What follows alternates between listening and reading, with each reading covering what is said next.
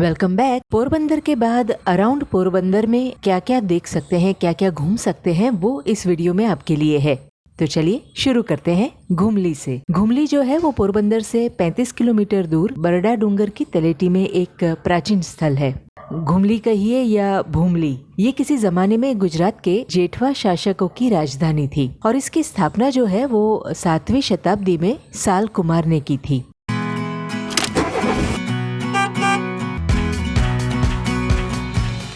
1313 तक घुमली जेठवा साम्राज्य की राजधानी था, लेकिन उसी साल जब राणा भांजी युद्ध में हार गए तो वो इस जगह को छोड़कर राणपुरा भाग गए। और ऐसा कहते हैं कि वो जो राणा जेठवा थे उनको किसी सती सोना से प्यार हो गया था और उनके श्राप के कारण ये शहर नष्ट हो गया।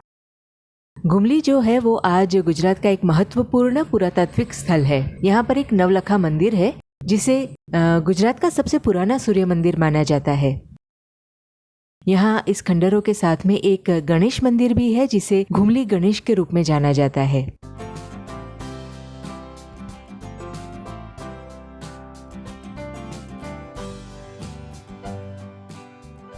अभी हम जो आए हैं वो है घुमली गांव और वहाँ का है ये पीछे जो आपको दिख रहा है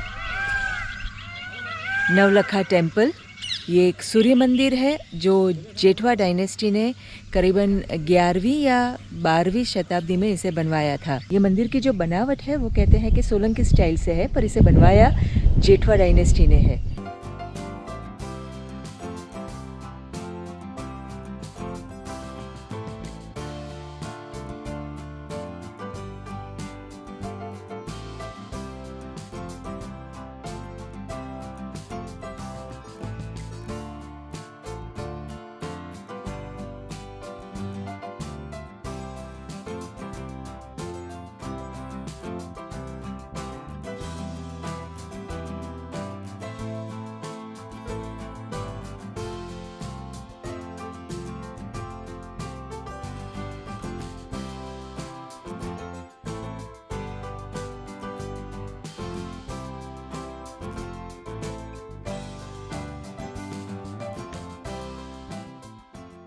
ये जो है एंट्रेंस में 2 बड़े से पिलर, किसी ज़माने में यहाँ पर कीर्ति तोरण हुआ करते थे जो अभी तो बिल्कुल ही टूट गए हैं, सिर्फ उसका बेस बचा है।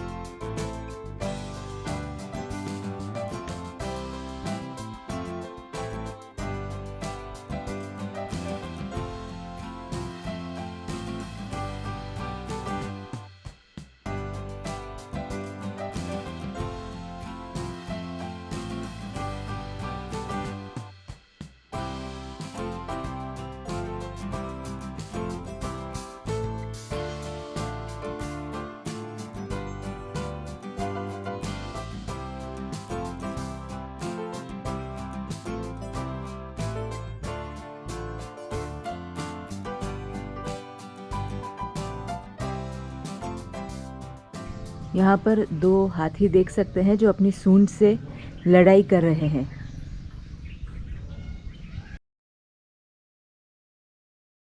ये मंदिर के पीछे का तरफ का हिस्सा है। यहाँ पर भी आपको 2 हाथी अपनी सूंड से लड़ाई करते हुए दिखेंगे।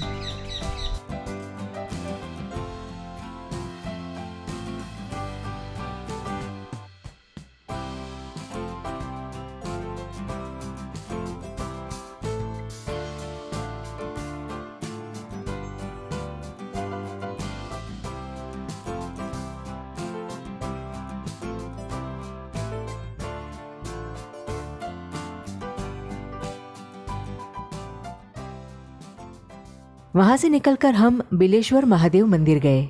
ऐसा माना जाता है कि भगवान श्री कृष्ण ने यहाँ महादेव जी की पूजा की थी। આ છે ને આપણે સ્વયંભૂ શિવલિંગ એ જમીનથી પ્રગટ થયેલું આખું નીચેથી છે. અત્યારે 4.5 ફૂટ આપણે બારોબાર દેખાય. અને આ શિવલિંગ પુરાણોમાં એવું કહેવાય છે કે કૃષ્ણ ભગવાન 1.25 લાખ કમળથી અહીં પૂજન કર્યું હતું પુત્ર પ્રાપ્તિના વરદાન માટે. हमें यहाँ महाराज जी ने बताया कि श्री कृष्ण ने पुत्र प्राप्ति के लिए यहाँ पूजा की थी और 1.25 लाख कमल के फूल चढ़ाए थे और पत्नी जाम्बुवंती को महादेव के आशीर्वाद से पुत्र हुआ था। 7वीं सदी में जेठवा डायनेस्टी ने इसे सोने से बनाया था और इसे भी लूटने का प्रयास किया गया था, बिल्कुल सोमनाथ मंदिर की तरह। पर कहानी के अनुसार शिव भगवान के नंदी जब हमला हुआ उस वक्त मंदिर से बाहर निकल गए और मधुमक्खी के झुंड भेजने लगी और काफिला उससे डरकर इस बिलेश्वर महादेव के मंदिर को तोड़े बिना ही भाग गया। और कहते हैं कि तभी से नंदी जो है वो मंदिर में ना बैठकर मंदिर के बाहर है। यहाँ पर कई सारे लोग नंदी की मानता भी रखते हैं। नंदी की 4 बार प्रदक्षिणा करके अपनी जो इच्छा है वो उनके कान में कहने से इच्छा पूरी हो जाती है, ऐसा यहाँ पर कहते हैं। और जब इच्छा पूरी हो जाए तो फिर से यहाँ दर्शन करने आना पड़ता है। वहाँ से हम फिर जाम्बुवंत गुफा गए। ऐसा कहते हैं कि श्री कृष्ण और जाम्बुवंती की शादी जो है वो यहाँ पर हुई थी।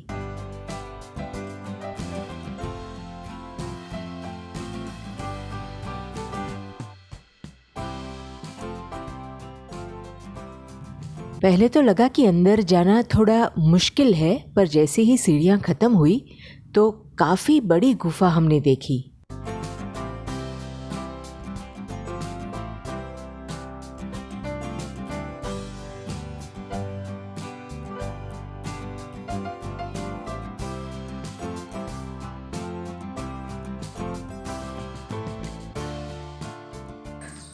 ये गुफा एक्चुअली गुफा है और ये जो पानी की बूंदें आप गिरते हुए दिख रहे हैं, शायद आपको कैमरे में दिख रही होगी, ये जो बूंदें गिरती है उससे यहाँ पर शिवलिंग बनते हैं।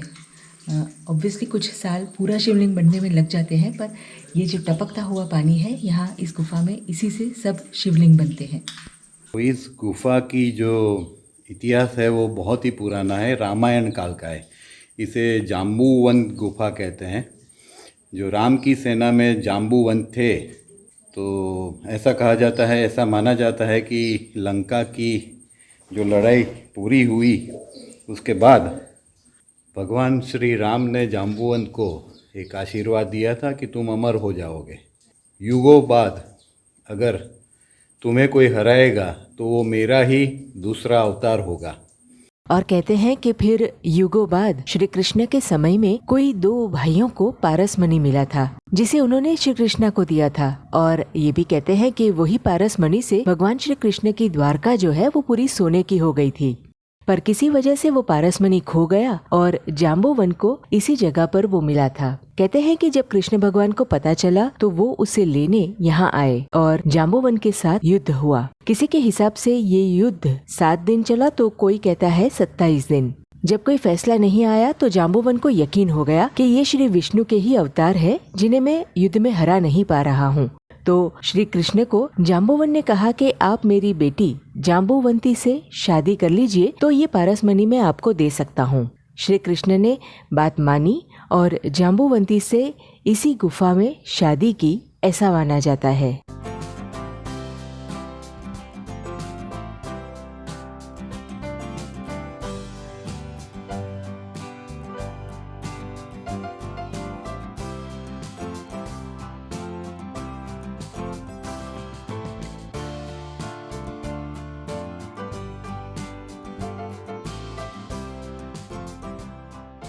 तो गुफा से बाहर निकले और फिर हम उसी परिसर में आए हुए एक बाजू के मंदिर में भी गए, जहाँ पर श्री कृष्ण और उनकी पत्नी की मूर्तियाँ हैं।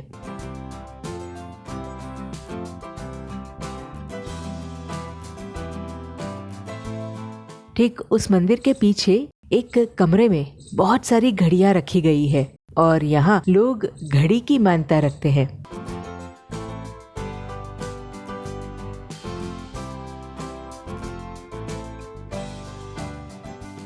यहाँ कमरे में रामेश्वर दास जी बापू की तस्वीर है। कहते हैं इन्होंने कई सालों तक इस जगह की देखभाल की और यहाँ तप किया था।